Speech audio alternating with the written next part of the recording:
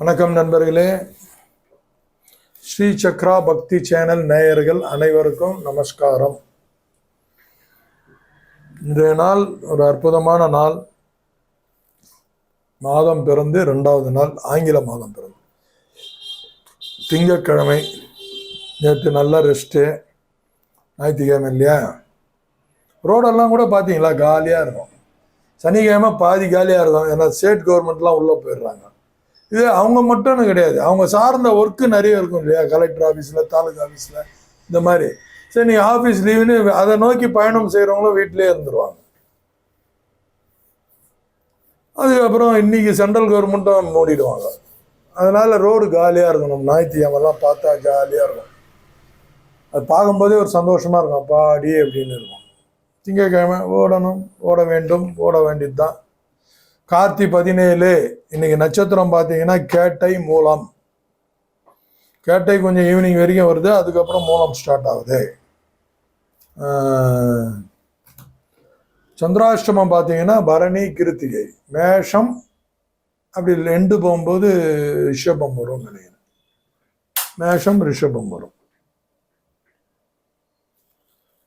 சந்திராஷ்டமம். இன்றைய சிறப்பான நாள் என்னன்னு பார்த்தீங்கன்னா, இன்னைக்கு ஒரு நல்ல நாள். இன்னைக்கு சந்திரா தரிசனம் இருக்கு. இன்னைக்கு சாயங்காலமாக உங்களுக்கு தெரியாது, ஒரு 7-8 மணி போல 3ஆம் பிறை தெரியும். அந்த 3ஆம் பிறையை தரிசனம் பண்ணாங்க. அதை பார்த்து ஆசீர்வாதம் பண்ணணும். எல்லா விஷயமும் பொருளாதாரம் சார்ந்தே இன்னைக்கு ஆகிப்போச்சு. அது ஒரு மனசு வருத்தமாக தான் இருக்குது. ஆனால் அது இல்லாமல் எதையும் இங்கே சாதிக்க முடியல, அது ஒரு பிரச்சனையாக இருக்குது. ஸோ உங்கள் கையில் இருக்கிற ஏதாவது ஒரு பணத்தை எடுத்து சந்திரனுக்கு காட்ட வேண்டும். இந்த 3ஆம் பிறை சந்திரனுக்கு காட்ட வேண்டும். காமிச்சு ஆசீர்வாதம் வாங்கி ஜோபியில் வச்சிங்கன்னா அது வளரும். தங்கத்தை காமித்தால் தங்கம் வளரும், பணத்தை காமித்தால் பணம் வளரும், துணிமணிகளை காமித்தால் துணிமணிகள் வளரும்.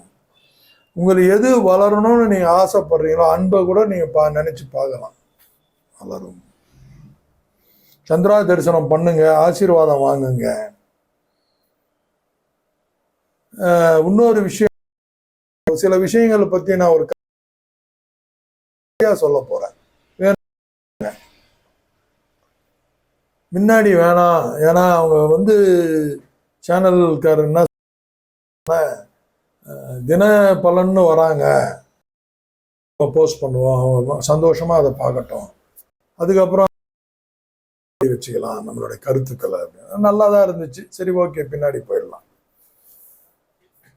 அது பிரகாரம் பார்த்தீங்கன்னா, இன்னைக்கு மேஷராசி நேயர்களுக்கு பார்த்தீங்கன்னா பெருமூச்சு விடுற அளவுக்கு ஒரு நிம்மதி கிடைக்கும். இன்னைக்கு அப்பாடா அப்படின்ட்டு செஞ்சு முடிச்சிட்டோம், இன்னைக்கு ஒர்க்கு, இதோடைய பலனை அறுவடை பண்ணலாம் அப்படின்ட்டு ஒரு நிம்மதி அடைவார்கள்.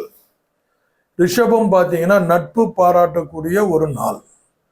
ஃப்ரெண்ட்ஷிப், மனைவி, மக்கள்னா யாரு? குழந்தைகள். எல்லாருக்கிட்டையும் ஒரு நட்பு பாராட்டக்கூடிய ஒரு நாள். மிதுன ராசி பார்த்தீங்கன்னா சுகம், கொஞ்சம் நல்லா ரெஸ்ட் எடுக்கணும். இன்னைக்கு அவங்களுக்கு இருக்குது, மிதுன ராசி நேயர்களுக்கு. அப்புறம் பார்த்தீங்கன்னா கடகராசி நேயர்கள் பார்த்தா இன்னைக்கு ஆதாயம் தரக்கூடிய ஒரு நாள். கண்டிப்பா இன்புட் இருக்கு, ஏதாவது ஒரு ரூபத்தில் ஒரு இன்புட் இன்னைக்கு இருக்கு. சிம்ம ராசி நேயர்கள் தடை தாமதம், திங்கட்கிழமை டென்ஷன் வேண்டாம், ஏற்றுக்கொள்ளுங்கள், நாளைக்கு பார்த்துக்கலாம். தாமதம் ஏற்பட்டால் சந்தோஷம், சந்திர பகவான் இன்னைக்கு தடை செய்கிறார். கன்னிராசி நேயர்கள் பார்த்தீங்கன்னா இன்னைக்கு விருப்பம் உடைய ஒரு நாள்.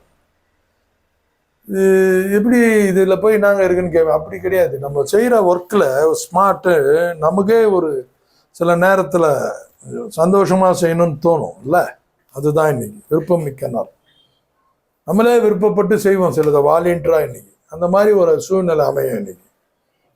துலாம் ராசி நேயர்களே, சிம்மராசி நேயர்களே, தடங்கல் ஏற்படும் இன்னைக்கு. கொஞ்சம் எல்லா ஒர்க்குலேயும் கொஞ்சம் டிஸ்டர்ப் ஆகும், என்னடா இது அப்படின்னு தோணும். பயப்படாதீங்க, நாளைக்கு பார்த்துக்கலாம்.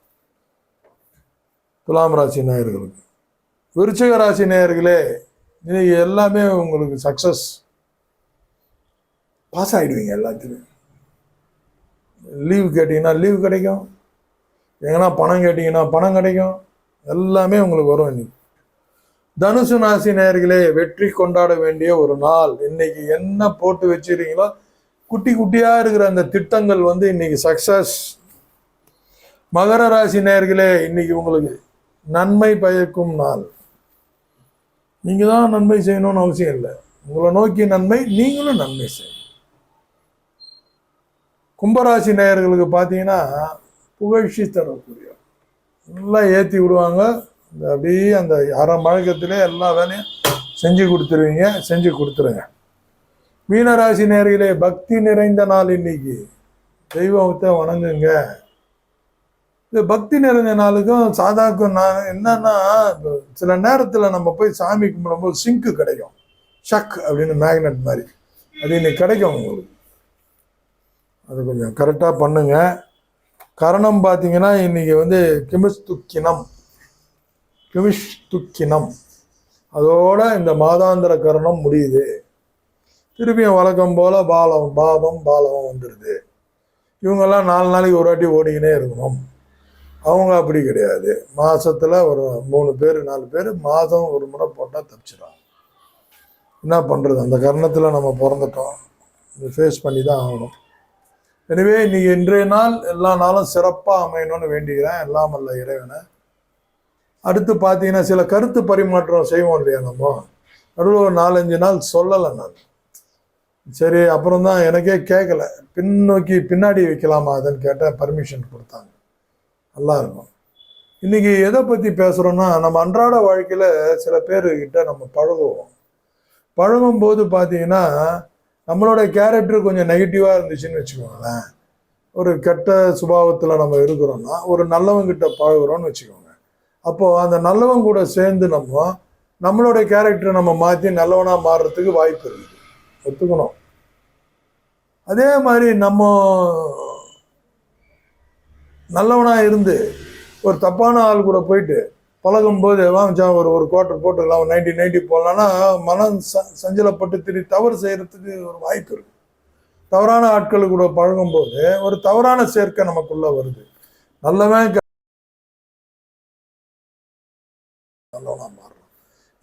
இதுதான் நம்ம அன்றாட வாழ்க்கையில நிறைய இடத்துல எக்ஸாம்பிளோட பார்க்குறோம். இதெல்லாம் யாருக்கு? சராசரி மனிதர்களுக்கு. விழிப்புணர்வு பெற்றவர்களுக்கு இதை பாதிக்குமான்னு கேட்டால் இல்லைன்னு தான் சொன்னேன். இப்போ விழிப்புணர்வு பெற்றதுன்னா எப்படி? இது ஒரு சில இப்போ நல்லவனாக இருக்கிறது தீவனா, அது ஒரு பக்கம் இருக்கட்டும். சில ஹோம்ஒர்க் நான் அடிக்கடி சொல்லுவேன், தியானம் பண்ணுங்க, மெடிடேஷன் பண்ணுங்க, விழிப்புணர்வோடு இருங்க. அதாவது விழிப்புணர்வுன்னா என்ன, இந்த கணத்துக்கு வாழுங்க அப்படின்னு சொல்லுவேன்.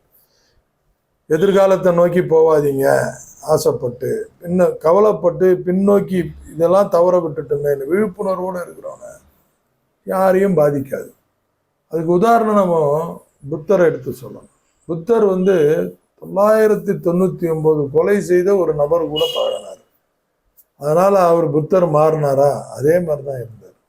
விழிப்புணர்வோடு இருக்கும்போது யாரும் நம்மளை கெட்டவனும் நம்மளை ஆக்க முடியாது, யாரும் நம்மளை நல்லவனாகவும் மாற்ற நியூட்ரலாக போகும். நான் அடிக்கடிக்கு சொல்ல வர்றது அதுதான். நீங்கள் வெறும் ப்ளஸ்ஸை மட்டும் எடுக்காதீங்க, மைனஸையும் எடுங்க, மைனஸை மட்டும் எடுக்காதீங்க, ப்ளஸ்ஸையும் எடுங்க அப்படின்னு. எனவே இன்றைய நாள் சிறப்பான நாளாக அமையணும்னு எல்லாம் அல்ல இறைவனை வேண்டி நம்ம ஸ்ரீசக்கரா பக்தி நேயர்களுக்கு நமஸ்காரம் சொல்லி விடை பெறுகிறேன். நன்றி.